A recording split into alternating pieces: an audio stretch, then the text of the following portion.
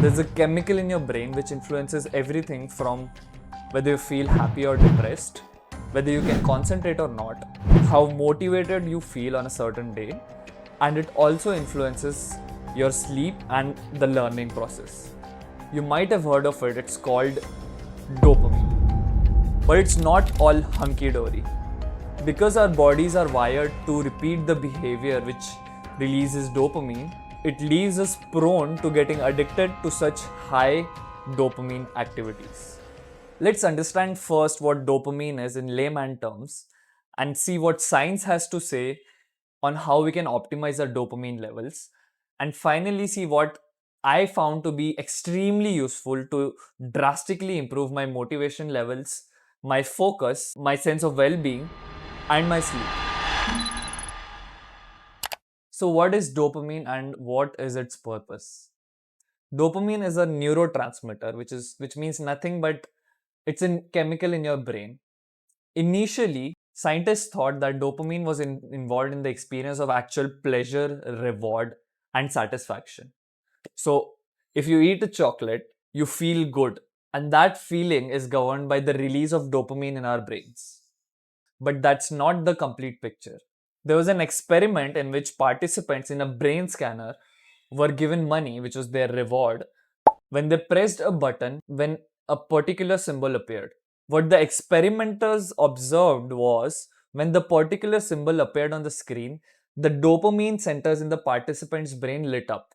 And when they actually received the reward, which was the money, the same center calmed down. This experiment demonstrated the role of dopamine in the wanting of reward and not the experience of actual reward. So when the participants saw the symbol, they expected money and their dopamine centers lit up. And when they actually received the reward, the centers calmed down. So anything which makes us feel good most probably releases dopamine in our brains. So if dopamine is released on the expectation of reward, how does it motivate us? When we expect a reward, our brain releases dopamine, which makes us feel good and energized to take action and reach the reward. It is evolution's tool to keep us focused and motivated and reach our goals. Dopamine is released in long term as well as short term goal pursuits. So I'll give you an example. If suppose you're walking on a street and you get the smell of cookies being baked in a nearby bakery, your brain will release dopamine, and this dopamine will motivate you to enter the bakery and buy the cookies. This would be a short term pursuit. A long term pursuit would be if suppose I want to pass law school, my brain would release dopamine to motivate me to study the law subjects and appear for the exam and pass, which would be the final reward. Now, this is where something very interesting happens. Because dopamine makes us feel good, we use high dopamine releasing activities when we feel bad. And because dopamine is addictive and negative emotions prevalent, we see addictions everywhere, be it social media addiction, gaming addiction, porn addiction, smoking, alcohol, you name it.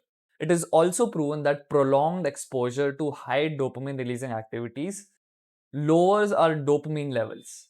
And low dopamine levels means low concentration, low motivation, messed up sleep schedule, inability to focus, and etc. There's this very interesting study in which there were two categories of lab rats. One of such rats were depleted of dopamine and sent into a cage where they had two options. They could either eat shit food or they could take little effort and get a better quality food or tastier food. What the dopamine depleted rats did was they just went for the easier option. They didn't take the little effort for the extra reward. But what the regular lab rats did was they took the extra effort to get the extra reward.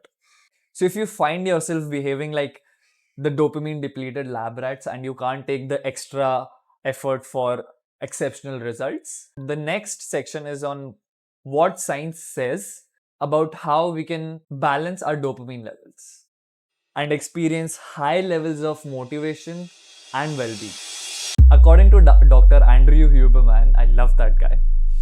These are the following things you can do to improve your baseline dopamine level.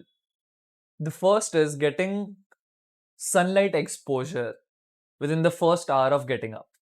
This has tremendous and multiple benefits and isn't limited to just our dopamine levels. I've made this a non-negotiable in my morning routine. The second is a no-brainer, which is good sleep. Third is caffeine. Fourth, cold showers, they're also amazing. Fifth, avoiding bright light between 10 p.m. to 4 a.m. And sixth, avoid dopamine stacking. Dopamine stacking is when we do multiple high dopamine releasing activities.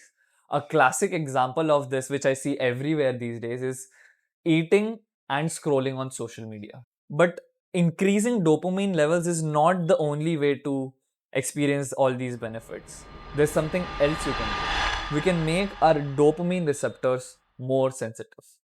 Dopamine is received in our brain by some things called receptors. They're like the detectors of dopamine. But with prolonged exposure to a lot of dopamine, these receptors get tolerant to it. Suppose you're made to stare at a wall for 10 minutes, and then after 10 minutes, you have a choice of reading a book which you've already read or to continue staring at the same wall. What would you do? Now consider this situation. You're allowed to scroll social media for 10 minutes, and then after that 10 minutes, you're given a book which you've already read. In this scenario, what's your pick? Our brain experiences things relatively. Reading a book and scrolling social media are both activities which release dopamine. But social media releases a lot of dopamine, and reading a book releases little amounts of dopamine. So when there's an option of reading a book, when we can scroll, the reading of a book seems boring to our brains. Luckily, we can reset our brain and our dopamine receptors and make such simple, beautiful things exciting again. How does one do that? We have to reduce our high dopamine releasing activities. A while ago, I was on kind of a dopamine fast. It was like this. I wasn't on social media. I didn't engage in much of high dopamine activities because I had planned to, and primarily also because I was very busy. I went to a relative's place and we played PS5 all afternoon. I remember enjoying the experience so fucking much, and later wondering that I had never enjoyed just playing games to such extent. And I feel that's the sweet spot. I don't encourage forsaking pleasure or never engaging in high dopamine activities. In fact, I am a very strong advocate for making life more pleasurable. The goal, according to me, would be to have a low dopamine tolerance so that we can enjoy the simple pleasures like reading a book or watching a sunset and really rejoice in the complex ones occasionally, as opposed to just enjoying the complex ones and finding the simple pleasures to be boring.